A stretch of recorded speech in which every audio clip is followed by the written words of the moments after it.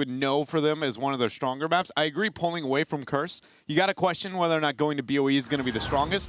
I think that just shows confidence more than anything. I wouldn't look at it and say I think that's a bad idea. Pulling away from Curse was really good, but moving into BOE, it just shows a lot of confidence. Now prove it, that it was worth that. You are, really that good that you aren't even worried about Naventic on debatably their best map. All right, so Battlefield of Eternity, we're heading in there. Draft-wise, probably going to see a lot of Ragnaros, but do we see Medivh here again? I don't think so. I think we'll see no Medivh. We'll see Artanis. Li Ming will be very high value. Other than that, I don't think we'll see anything too crazy. I do wonder who Glaring's going to play on this map. That a lot of his heroes drop in value. I think Zeratil's really the only one that stands out to me as that, and I don't even view it as like objectively that good. It's just that it can work with pick style of plays on this map. He did sort of the same thing before where he picked Zeratul and then ended up doing more of the split soaking. He got caught a couple of times, but in that time, his team were able to take the Immortal. So we'll see if that's still the method that that Glaurung goes into. His new name should just be Zeratul at this point. I mean, it kind of feels like it is, a little bit. Draft, though, what changes? I think this is where Naventic makes a really drastic choice in the draft. Oh, go ahead. No, I was just going to say, I really feel like they're going to kind of go 180 a little bit in this game on their drafting. What's been interesting to me is how much emphasis for Teammate has been placed on shield givers like Tassadar, Medivh, Zarya.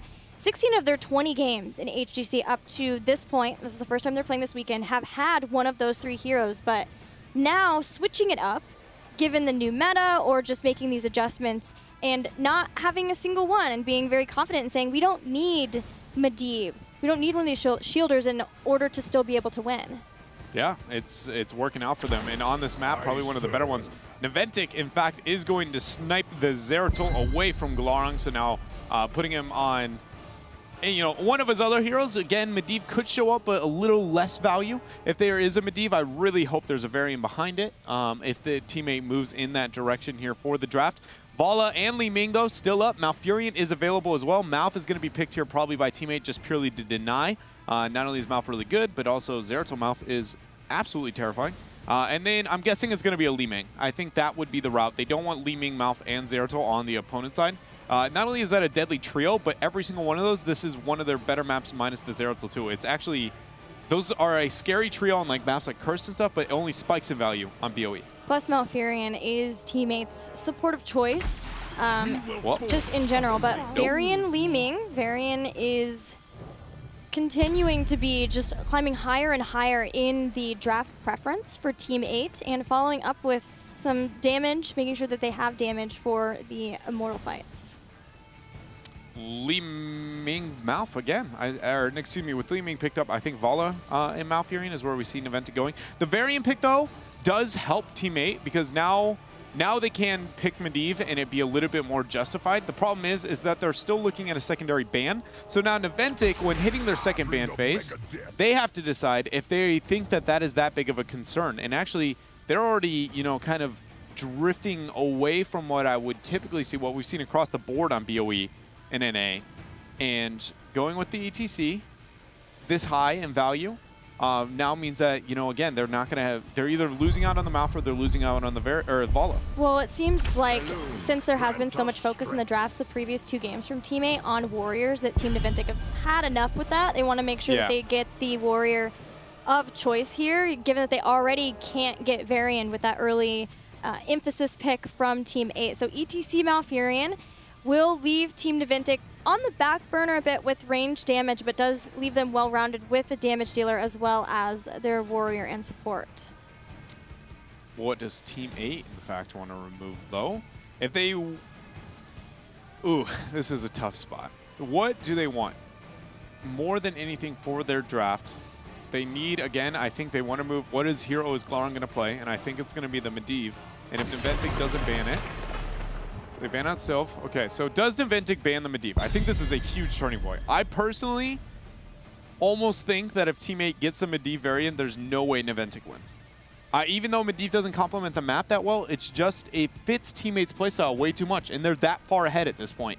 Did they just experience the last game? They're that far ahead in terms of skill level. So I genuinely think that focusing the Medivh would be the highest value, even though Li-Ming Vala, you're like, oh, look at the race. Oh, it's going to suck, and it's going to hurt, and if they go in that direction.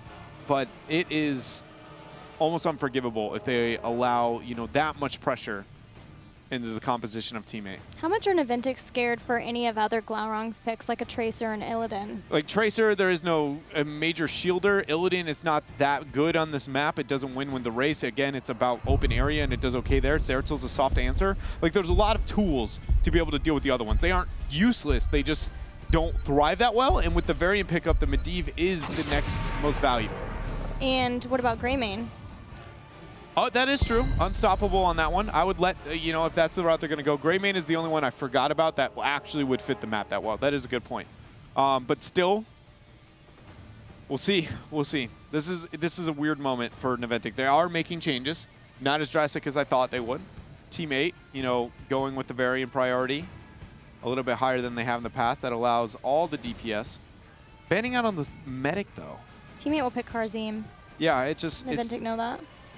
So then, is Naventic looking to out-sustain somehow, Teammate? Well, it's about damn time. Interesting. Maybe more lockdown? There's no cleanse? Going at it from that approach? Yeah, that could be, the thought is now with, having Teammate having no cleanse until possible cleansing dash at 16. How do we capitalize on that? But I think... I don't know. This whole draft has made a lot of weird steps and changes for the teams. But more than anything for Naventic, they're going to go into the Tyrande. Okay, and they're going to pick up the Vala at the very end. So a lot of crowd control. Found it. That's a Medivh. All right, the Medivh makes its appearance once again with Tychus and Li-Ming as damage, even Karzim a little bit to back it up. For Teammate, Team Naventic. Busting out Tyrande again. Another Tyrande pick, this time not B-Step who's going to be wielding her, or Superstars. Man, it's getting crazy in here. It's just, I don't know how Naventic wins this game. Like, they've made changes, at least when it comes to the draft. But again, it's that Medivh and the variant duo. They had to expect it. It's been so powerful on any map. And then allowing it again here with only Malf and Tyrande as the backline. Medivh is a soft answer, the best answer to Tyrande comps with the kill potential early on. And then drop the portal, reinitiate. That is the story here. It's going to be very frequent. Like, Naventic has the moment, and if they get a pick, they have to snowball. Like, they cannot wait. It's just got to go, go, go, go, go. But I just feel with the leagues that we've seen of Teammate, like how good they are at playing. Now they're playing their play style, and it's a soft counter to what we see the changes of Naventic's draft. I just don't see a window.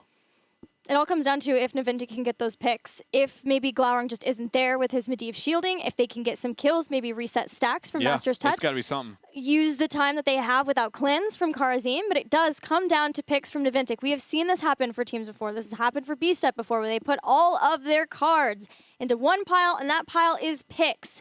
But does it work for Naventic being down 2 games versus one of the top teams in North America? That's being Team 8. We're going to find out. Let's head into game number 3 on Battlefield of Eternity between Team 8 and Team Naventic.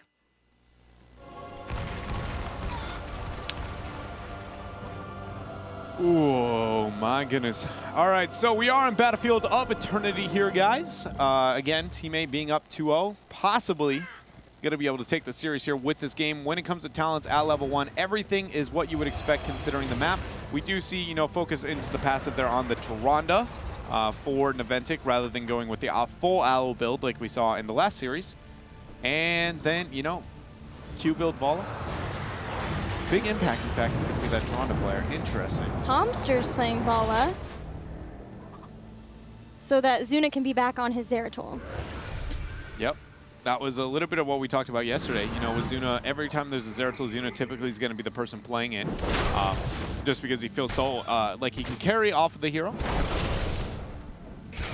On the other side, Prismatis is only the one playing Tychus. Oh my goodness, is that seriously the top lane matchup we're looking at? Li-Ming! Is that a Li-Ming versus Zeratul 1v1? Medivh will make that a less of a thing. I've never seen that kind of matchup in my life. I thought it would be Tychus. I thought it would be too. Especially since it's Prismat. Yeah, it just makes a little bit more sense. Barry in there, getting caught out. He's going to be able to peel off the damage with the W. Medivh trying to float around, make sure nobody dies. Definitely, Naventic is at the point where they're the ones to be aggressive in the early game, and Team 8 is kind of just, you know, stopping the bleeding. They don't have enough wave clears, just don't get picked, wait for the Immortal, and then make things happen once 4's hit with the Medivh Warbringer charge. What do we call that one? We have Dine and Dash. What about the Warbringer? Ooh, you know who would be the best to give us the answer for that? I'm guessing the guys at home. Yeah, why don't you use the hashtag HGC? Let us know what Warbringer plus Portal Warbringer, what you think that would that combo would be called. Dine and Dash is so good. Although I heard a lot of people be sad that we didn't pick the milk carton, but man, Dine and Dash is so good. The Dine Dash is so good. I love it. All right, first Immortal phase spawning in just a few seconds. Zuna has been pushed off of the top lane, and everybody's starting to head toward the middle. It's going to be the blue Immortal in the top. And with that positioning, all of Team 8 moving in to defend. Justing dives way far forward, again getting taken for a ride by a Zeratul. This time it's going to be Zuna. The defense will start for Team 8. Defense is going to start. Prismat is going to soak on the bottom half of the map. Again, without the 4, Team 8's composition doesn't necessarily do that well. And Naventic's, as I said before, they're just permanently looking for any kind of fight that they can get their hands on. It's going to be a game of soak once more here for Team 8. Bong getting the soak, going to be able to mount up. Prismat transitioning his way towards the top lane because, again, they're defensive, so it makes sense. The safest lane for their teammate to soak is going to be the top lane, putting him as close as possible there. A bit of a, engagement here between Zuna and Prismat, but in the end, 4 is picked up now for Team 8. See if they make a play. There it is. Charge the group behind is really nice. Beacon's going to go on in and have a power slide with a follow-up Lunar Flare, but still Justine stays alive, has to dive on top of Zuna, who's in the back. And he'll blink away after picking up the kill. Yeah, not having Glaring there, which is the biggest, mitigator of all the damage coming out from their opponents there. Yoda's going to have to teleport out. Zuna is trying to put damage into Glaring. But yeah, so Glaring can't soak the way he's used to in this game, purely off of the Tyrande composition that his opponents have. Soak is great, but he is the only one who, kind of hits the pause button on their initiations, and it's very needed against this Tyrande comp. So we'll expect Team 8 to keep Prismat doing his thing, but then Glaring is going to be the one staying with the team, as you see now. He is getting that soak. Searing Arrows for Tyrande, devoting more into her auto attack capabilities, along with Ranger's Mark to have Hunter's Mark up more often, and now with Naventic being halfway through the Immortal shielding, or the Immortal health already for Team 8, they're just going to finish off this Immortal. Team 8 do what they can to limit the shields, but it's still a fairly well-shielded Immortal. Yeah, it is. It is enough to be able to gain a significant lead and set Team 8 here behind. Only going to be furthered by the fact that, again, the kill potential early on for Naventic is absolutely insane. But the question is who's going to be able to get the soak. In fact, Zuna is going to be volunteering there on the Zeratul, moving towards bottom soak. And this is what Naventic needed to do. We talked about this. They have to get a lead. They have to win the first Immortal and snowball as much as they can off of that. Hope to have heroic abilities ahead of Team 8 and be able to get the next Immortal off of that and deal irreparable damage. So as Team 8 get further on into this game, they're just consistently behind. So Naventic doing all of the things that they need to do, just whether Team 8 allows them to get ahead in the soaking department. And most of the time, that's really not going to be the case. Like, yeah, the front wall did go over, but again, the soaking on the side of Team 8 is kind of added up to be in a position where they're dead even with Naventic. And so, yes, Naventic wins the map objective, but again, because it is so weak early on, I think that's one thing that we see from Team 8 is they also value what map objectives are strong when compared to other teams. Like, they're comfortable with the first Immortal and Punishers willing to sacrifice those things, is that they realize, these guys don't really hurt that much up until this point in the game unless you have, insert this hero here. Sylvanas is a prime example. And so really it's kind of comfortable giving up those things as long as they get a little bit of soak here, a little bit there, and really that's a common trend with both the most successful teams in North America, Tempo Storm as well. The bigger they are coming into play for Prismaticism, helping to push Beacon off of that cap point so that Team 8 could still get the Khazra in the top lane. Medivh has been split soaking in the bottom lane, and Team 8 are ready to make the rotation to there to help out. If they can get this lane push, even start taking down some of the towers here, then when they move back to their bruisers, then those will be able to push onto the fort. However, Naventic is further along in the push in the top lane just solely because they did get the Immortal up here earlier on, and so that'll be the first fort down in Naventic's favor. Yeah, that actually is still, I think, a better situation for Team 8 just because their comp is waiting to 10 to fight, whereas Naventic thrives pre-10. Xuna actually going in there, getting the dismount. But again, so like if you can accelerate the experience, even if your opponent's going even, it's more about at what moment do you get to the fight, and that's going to be the 10. So even though that trade, losing the fort up top is going to be a weaker moment for Naventic, in the end, anything they can do to get 10 before the Immortal spawn is a good choice. That's a calculated give up of the fort. Bruisers also grabbed for Team 8 and Naventic because they rotated straight down to see if they could get any kills from that push of Team 8. They don't have that. So now Naventic either sacrifice some of their members in order to get Bruisers or sacrifice instead some of the Immortals. Thankfully for them, because it's in defensive positions, they can kind of defend while at the same time getting their Bruisers. And as long as nobody from Team 8 finds out about this, which they're going to start to poke out ever so slightly, throw some damage down, see where Naventic are, doesn't get too much done, and Naventic will still get their Bruisers. Yeah, that was optimistic placement and decision-making there by Naventic. It's going to give them a small reward. He did a lot of damage there from Justin with the charge there. Shaman Camp pressuring top, Shaman Camp pressuring on bottom. The difference is that bottom there's a fort, which means if that goes down and get the experience for Team 8 to be able to catch up into this game, whereas Naventic's looking towards that key front wall, and that, in fact, is a lot of experience as well. The race to 10 is going to be won here by Naventic, and Team 8 looks like they're going to back out and look towards that soak. This is the exact, like when the experience is the other way, that is the moment of weakness when it comes to Naventic, is that they aren't comfortable soaking. And actually them even backing out and soaking right now to make sure they get 10 does feel a little bit uncharacteristic of them in recent play. Realizing another one, or case of where they have fallen apart in the past and making the adjustments for that. Now Naventic have fully forced Team 8 back into their base while Team 8 get heroic abilities, and knowing that we'll get the first half of this Immortal phase and may try to even get a pick before heroic abilities come online for Team 8. Yeah, they know that they're all looking for the pick now, that Void was not forced. Vaughn gets the soak on bottom. The spawning of the Immortals is going to be in favor of Naventic, though, considering nobody's up there for Team 8. So this should be Naventic confirming it. But, you know, Team 8's not giving up easy. They're going to be able to move up. Only Vala hit on that in that small window there. I thought for sure they would all 5 collapse and, you know, kind of just burn it. But the fact that they only left Vala means that Team 8 has a window to be able to defend. And suddenly, Team 8's comp thrives. Also, Polybomb. Suddenly, Polybomb. Look at Polybomb's a thing. What does the Polybomb do over here versus Leyline Seal? It's going to help, obviously, when it comes to isolating and heal. It's going to be a follow-up to the taunt and allow them to be able to be killed by seven-sided, like possibly right there. But there's going to be the Void. Okay, so Void Prison's down. V-Kid is on the back of that too. Would love to get a not mosh pit because he picked Stage Dive. So all of Team 8 walk freely out of the Starfall, and there are 2 very long cooldowns, especially Void Prison down. Makes me, oh, Justin goes in. The taunt combo is going to land onto Kenma. Dies before Twilight Dream even makes it off Yoda. Ends up falling though. Xuna being able to get those picks. Big impact in the back. Stage Dive is going to have a small impact in this fight for now. Prismaticism in a tough spot on the retreat. Drops the portal. Nopes out with his team here, as now it looks like Karazim has already started there with the Iron Fist. A little bit of peel, coming out for Glorong. Just seeing the combo goes out. The taunt lands. Polybomb confirmed. Oh, they're not going to get it. 240 health. Can they stop Xuna? That's the big question. No, they As can't. Singularity Spike goes in. Oh, Xuna still no going to get taunted no down. Xuna jumps in on top of the Immortal, but he will pay for it with his life. That would have been insane if they denied him of that DPS.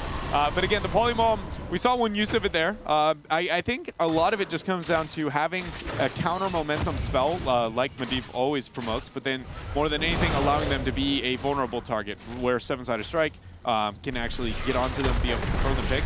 But I'm glad you had the same thought process I did. It's like, well, we hope we could see a mosh. Oh, well, we have Stage Dive. Yeah, especially because we've already Void. seen how many Void mosh pits have been impeccable from the teams so far this weekend. So I just saw on like power side, I was like, okay, here we go for not the mosh pit because it's Stage Dive for V-Kid. Yeah, that would have been such a pretty setup there. Yeah. With so few interrupts on the side of Team 8. We'll see. I don't know. We'll see if the Stage Dive gets the value there, but that is going to be one attempt there as Stage Dive goes in. Justin just gets thrown around. Pinball Oh my with goodness. Justin's life. And oh, Yoda nearly goes down, but instead the counter kill on to Zuna. And Team 8 are tying up experience. Bruce Madison is chasing down all of the members of Team Naventic. He does not care. Shout out to Buds again, though. That play there to be able to get that heal and the 7-sided strike onto his team. Buds is quickly becoming one of my favorite support players in all of North America. Probably right behind June. He just everything he's making happen here onto the in the game to be able to carry for his team. It's been huge. Actually, all three of our top 3 supports have been good. Our supports have been stepping up in a big way in North America. Like, a lot of the top KDAs for teams have been the supports because they're playing Karzim too. A lot of the KDAs are super high when they play their Karzims, and I agree. Buds is very impressive, and he has been ramping up every single time we see him play. Portal plus charge could be a variant making a stunning entrance. Wah, wah, wah, wah. No, I love that. I think I like it too. It is a literal stunning entrance. Yep.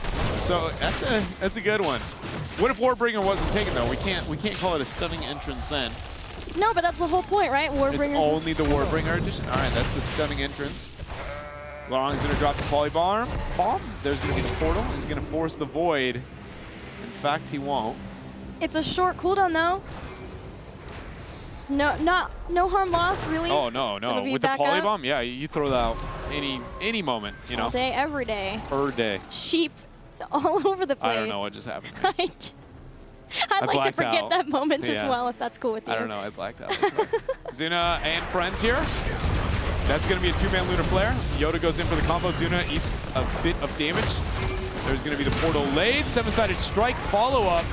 No kills yet. Now Immortal's going to be spawning. Shaman Camp still pressuring for both teams in their respective lanes, and now teammates set their eyes towards the Immortal. None of the huge heroic abilities for Naventic were used, and that's pivotal for them in that way of getting out of the tough situation.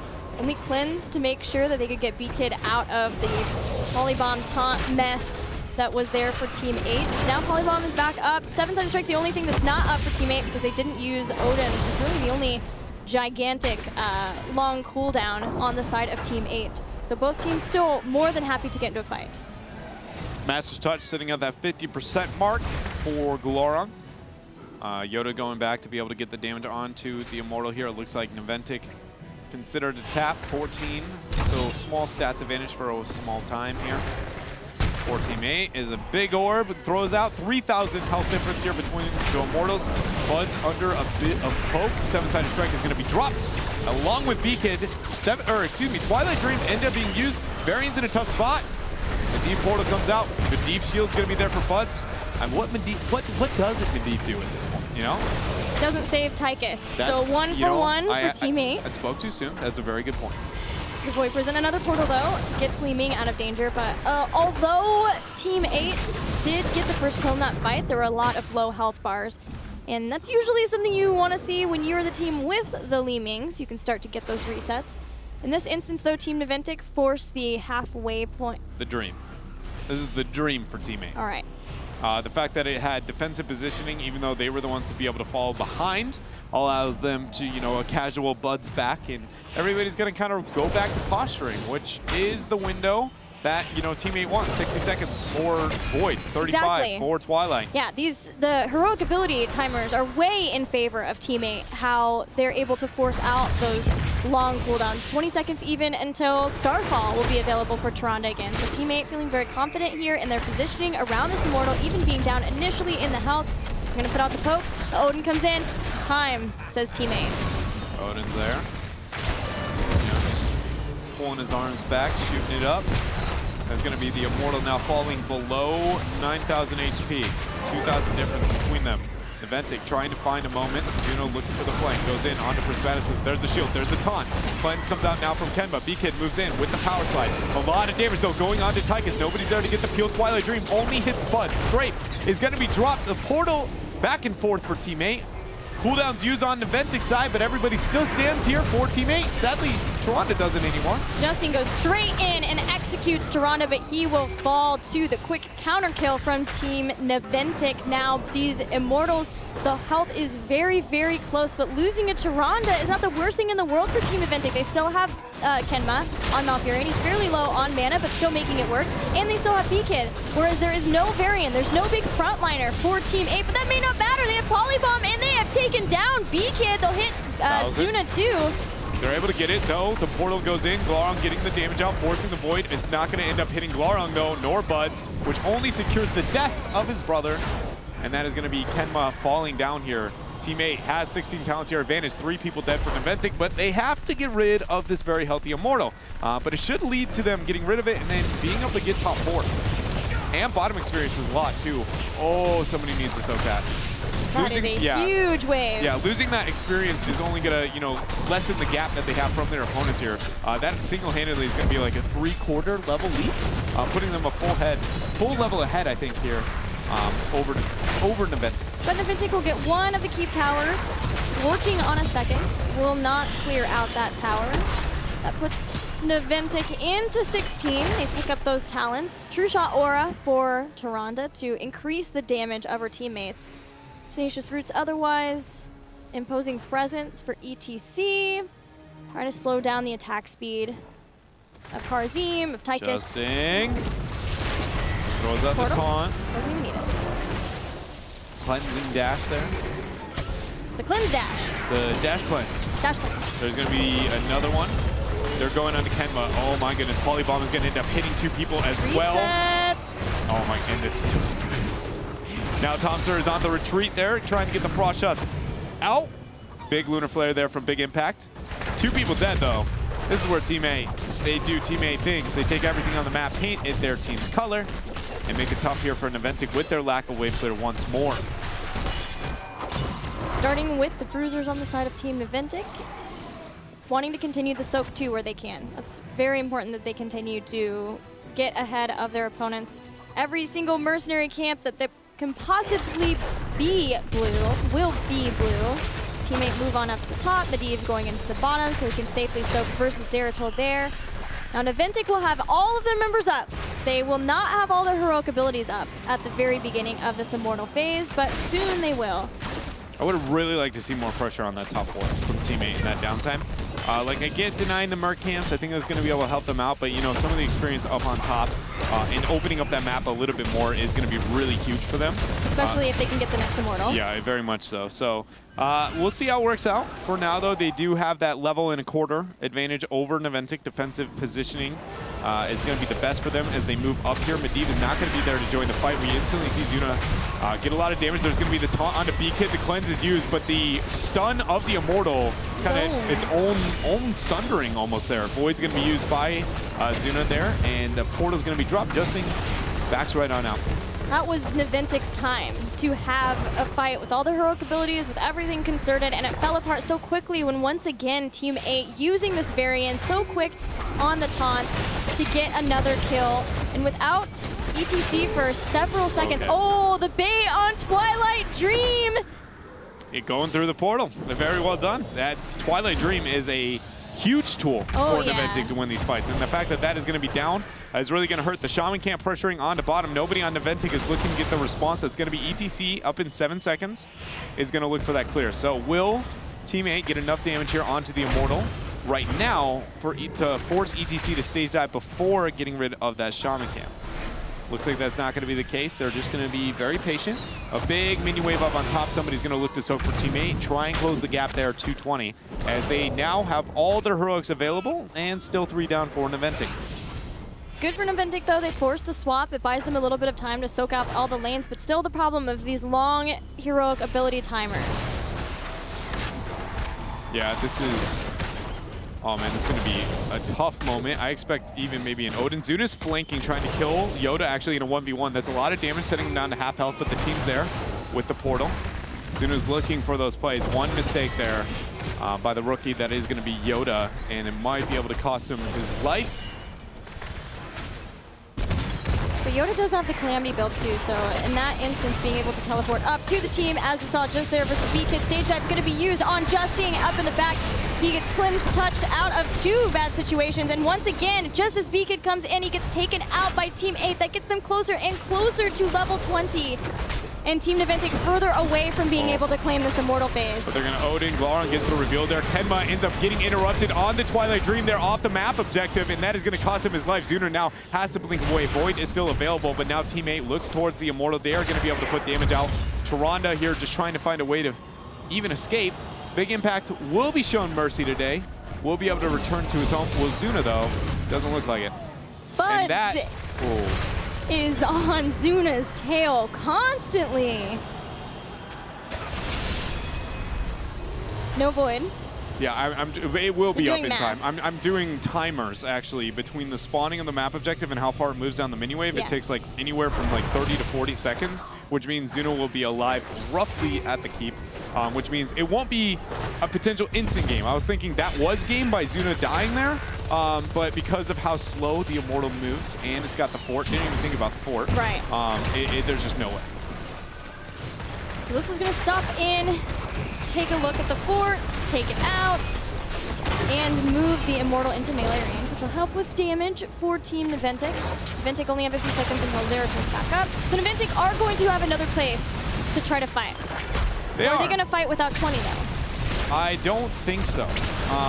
But I don't know. With Yoda there, with that 20 at the max range, is only going to make it easier for them to siege and maybe move into the core.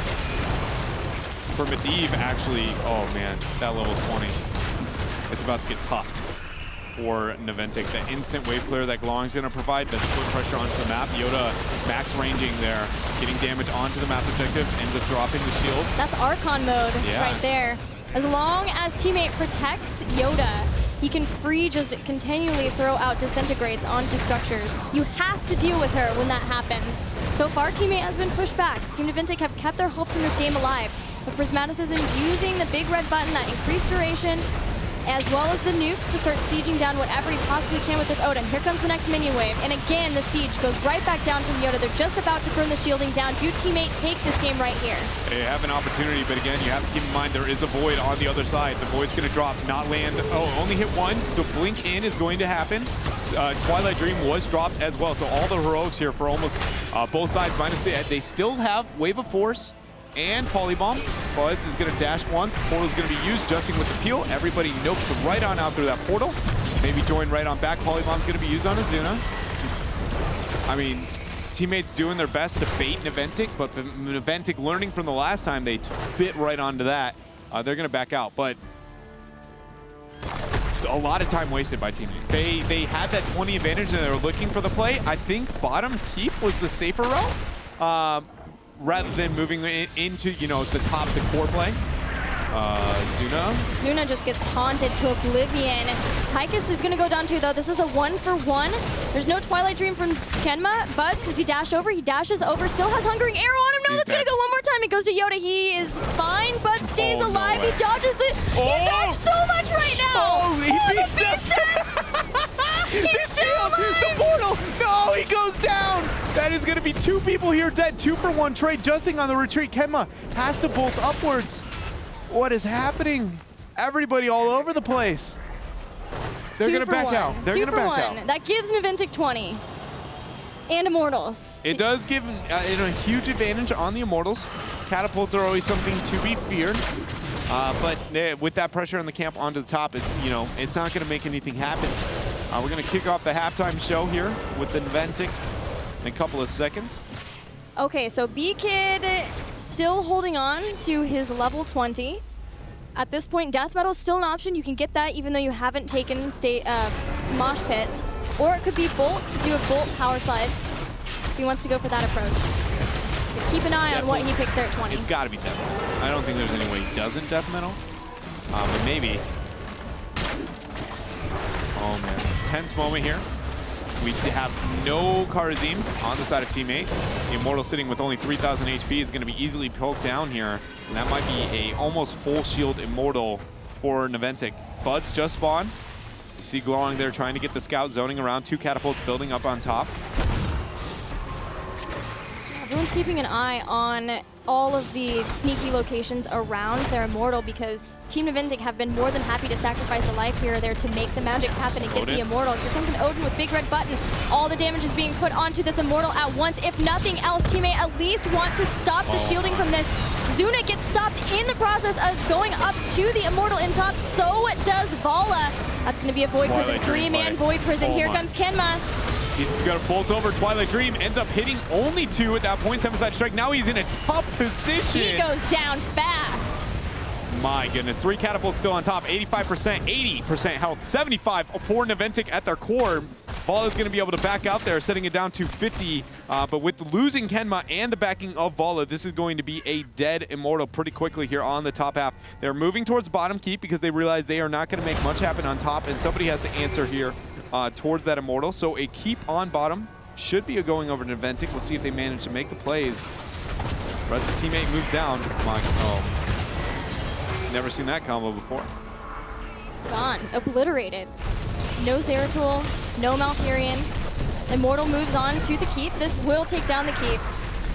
Justin dives in just to be knocked right back out. This has been more about Varian pinball than I may have ever seen this game. And he's just getting knocked around, man. Feels bad. All right, so now while 2 people are dead, specifically mainly 1, Zeratul, will we see teammate focus that bottom keep now? It looks like that's where they're going to be going. Medivh has instant wave clear on his own. So the minions are merely, you know, they aren't even a problem. It's just wait for it. There it is. All right, that wave was gone. And we have Archon mode too. Yeah, 23 seconds for Zeratul to be able to spawn. Void won't even be up, or Void will be up, excuse me. There's Yoda with the Archon mode. Portal's been laid. 50%. If this keep goes down, that's pretty much game. Mainly just based on the fact that there's very few tools for Naventic to back out, get rid of the base pressure, and then return to the Immortals. But it stands. The keep lives another day. Yeah, but teammates Bruisers push that lane, so they could go down Khazra Bruisers or even just Bruisers. That's true. Get those. Know that Naventic has to deal with it, has to keep that keep alive. And that puts them in a better position and setup for the Immortal, which has been the issue for teammate this game, is how fast Team Naventic can poke down and take out the Immortals. This game is in such a crazy place. 28 minutes on Battlefield of Eternity. Yeah, it is. It is a very interesting game, and honestly, I didn't think Naventic would have the ability to be able to push the game this late.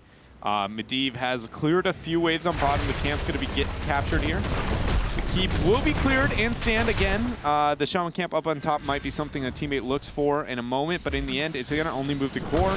And it really just doesn't do that much other than escorting catapults to be valuable. It will be able to suicide, but Glarung made his way up there. And it's not like you can look at those catapults because Glarung now with that level 20 talent, having the opportunity to just one-shot a mini-wave, minions aren't impressive anymore. Catapults, you know, normally buy a little bit of time. Not going to be the story today. Cleanse already forced. All right, tense moment for these teams. This is a 29-minute Immortal phase, and 1 keep remains on either side, but it is low. These teams have to win this fight. Naventic, though, more than anything, to stay in the series. Teammate are up 2 games in this series. If they win this right now, they will be done. There comes the Portal as well as Justing. Kenma has an ice block, but is it enough? He bolts away and stays alive at 7-sided strike, obliterates ETC. Yeah, and Justing is now looking for more here in this situation, and that was honestly just textbook. I wish, to give a whole rundown on why that team fight just went the way that it was, but Team 8 here is putting on a clinic, just baiting out cooldowns, waiting it out, waiting for one missed position. Again, the Portal variant. In fact, it was Kenma that time, and it was enough. Now Yoda, he's going to take a bit of damage there. Buds on the backline. Zuna and Kenma just gets deleted there by Justing. The Shaman camp on the bottom half of the map is going to get this keep in a couple of seconds. They all go through the portal, the body block, the taunts. Polymorph, 3 men dead. Zuna now making a desperation play. The good shield with the diamond skin. He vorpals, he gets the kill. Silver lining, but you know, this is game-losing deaths here at this point now for Naventic. There is not much left for Team Naventic. If anything, a Soul Tyrande. ETC up in a couple of seconds. Immortal taking a long time for teammate to clear out, but slowly they are getting to the point. The keep is gone. There's nothing left for defenses of Team Naventic. They know it. They go in for a desperation move. B-Kid with the Starfall from Big Impact. He will knock Varian into some stuns. Starfall as well. Odin comes out. Prismaticism says, enough, I will take this Immortal.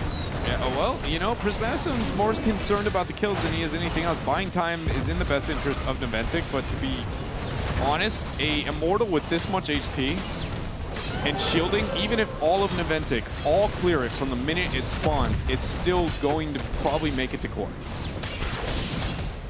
And this thing hits for like 12% at the core's health. So here it is.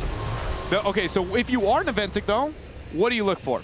You have to move past the boss. You can't use Void. Don't use Void. You have to save Void for your core so you can try and kill the map objective while it's wailing at a non-existent core.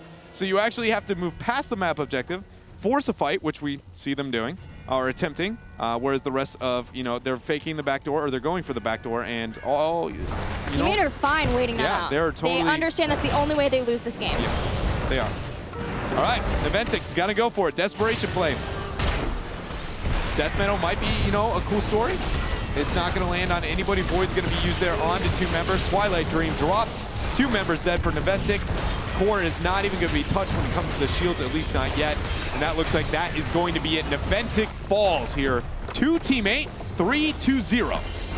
Teammate takes out the core. They came in with a new member right before the HGC. They surprised everyone. They take out Naventic, and they just qualified for the Western Clash at IEM Katowice. Very well done. That has got to be making them feel so good. Glaurung comes in with this team, Justing and Buds. We've known them for their time on Team Name Change, but never able to really bust outside of that top 8 spot within. They have a brand new player in Yoda. Prismat comes in. He's been shuffled through some teams too, and he and Glaurung now, they take this team all the way to the Western Clash. Man, that is so impressive. Yeah, the only time we've actually seen anywhere near, like, close to the story, especially for players like Yoda, would be, like, you know, June. The fact is showing up at the very first tournament and then being able to qualify, you know, for a LAN, being one of the top representatives within the region, and it worked out. But it also was a bit of a, you know, detriment to his own mentality. You know, June was very honest for a while about, you know, the expectations to be the winner is different than being the team that, you know, is just going there to play. And so we'll see if it affects these members. But yeah, for now, they are just ripping apart teams here in the North American scene. Still struggling against Tempo, but took them to Game 5. But everyone else, I mean, that last series, it was one of the best versions of a North American team I've seen in a very long time, specifically Game 2. Yeah, we talk about the improvement of all of the teams that we've seen here at HGC North America, but even Team 8 continues to improve. Something that we saw them still struggling with was things like heroic synergy, and they've been on another level, just on lock this series versus Naventic, and as they carry through, so huge congrats to them. We'll try to get somebody on the phone so we can hear how they're feeling about that, maybe how they were feeling through some of those games, because especially that last game was so intense. Yeah, that last game was very, very tense, but a lot of it was, you know, when it came down to it, it got down to the moment of the Varian Medivh play, the power plays that they were able to make happen, and it all started with, you know, a lot of cooldowns burnt onto B-Kid. The cleanse was forced used, the portal was dropped, and it just stood there. And the minute Kenma, that's why I said, oh, Kenma, before it even happens, because he was just like, I'm a little tree with my friends. And then suddenly it was like, oh, there's a door here. And then it was like, oh, there's 4 people coming through the door. And now I'm taunted and I'm dead. It was just, that was why I was worried about the Medivh last pick. And I thought that Naventic would be able to ban it because they just can't deal with that synergy between Justings and Glaurung. But in the end, they gave it up and they 3-0. Amazing synergy, amazing plays from teammate. Let's talk to Glaurung and see how things are going. Hey, Glau, congratulations. You are going to IEM Katowice. Hey, thanks, guys. How are you guys? I'm pretty happy.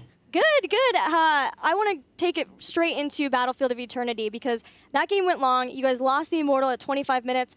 What was the thought process for you guys? How were you feeling at that point? Honestly, I think the reason that game was such a struggle was because I wasn't, like, I feel like I lost some of my focus, honestly, which is a very bad thing. Like, towards the end, I told Yoda to go Archon, which is a bad mistake. And then also I feel like we weren't as aggressive as we could have been with the Varian Medivh combo. You can really punish the enemy team if they miss position. So I'd say, like, the biggest reason that was a struggle is just I kind of lost focus, as well as, like, I don't know. Yeah, need to work on that. But pretty much I don't know. I'm just happy we're going to Poland. Yeah, it was. should be. Yeah, you very much should be. And specifically, game number 2 for me is the one I want to look at.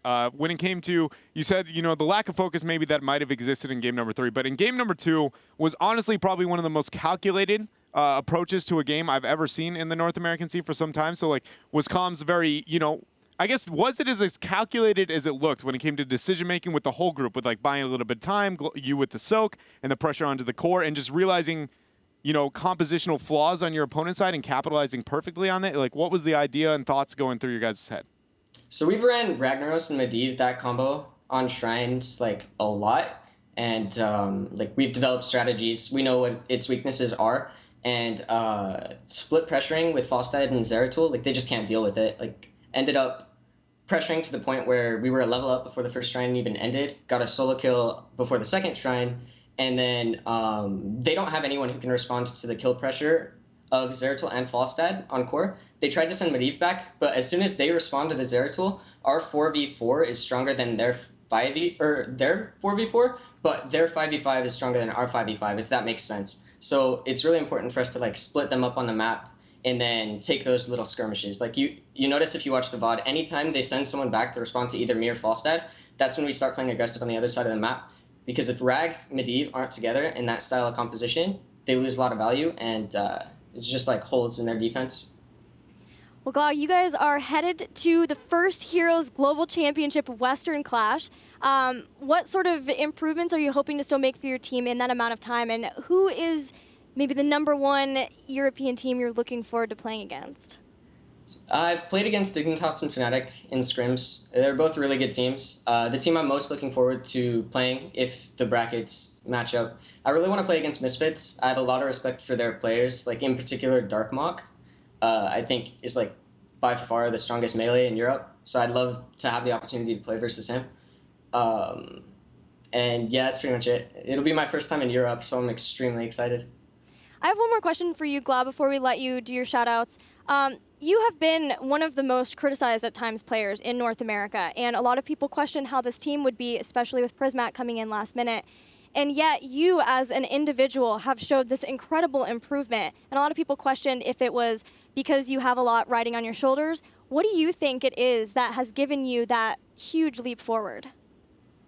Honestly, I feel like I play better when my team's just having a good time. And everyone sort of trusts each other. Everyone like listens to the calls really cleanly, and there's a lot of trust. Even if the call's like a mistake and we end up losing the game, there's really not much tilt with this team, and I think that's like a big factor as to like how fast we've been able to improve. And I think for us to continue improving, I think our biggest weakness right now as a team, like on an international level, I don't know if our mechanics are perfectly refined yet to match up with like Korea or Europe. So I think the biggest thing we want to work on as a team is like synergy, playing off of each other, and just like I feel like we're really good at listening to each other and trusting each other. We just got to work on the little micro things and we'll be stronger. Awesome. Well, congratulations. We're so proud of you. Any shout outs before we let you go? Just same old. Shout out to my team. Love those guys. Freaking excited to go to Poland. And yeah, I'm just pumped. Well, good luck at that. Good luck next weekend versus Team Freedom as well. Thanks. You guys. Bye.